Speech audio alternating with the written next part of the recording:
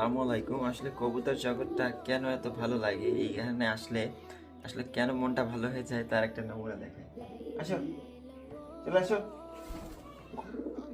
তো মন কেন ভালো হবে না বলেন? যে মন কেন, কি কারণে মন ভালো হবে না? আর কি চাই এরকম একটা কবুতর থাকলে?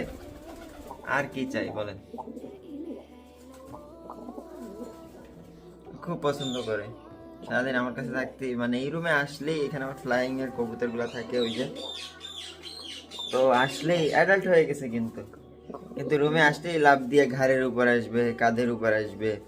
এটাই কিন্তু একটা কবুতরের ভালোবাসা। আসো, এরা যদি আমি উল্টা ভাবেও রেখে দিই, এই যে দেখাচ্ছি আপনাদেরকে, এই যদি আমি উল্টা ভাবেও রেখে দিই হাতের উপরে, ওইভাবে শুয়েই থাকবে ক্যামেরাটা। এই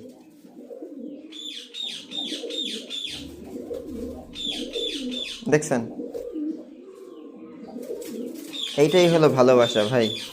আসলে এই জগৎটা একটা আলাদা রকম নেশা।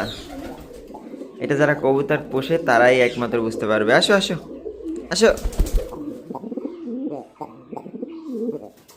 দেখছেন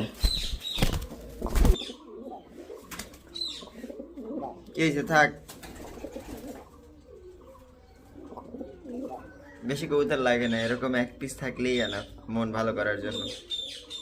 এই দেখেন মাথা কই দিয়ে বসে আছে।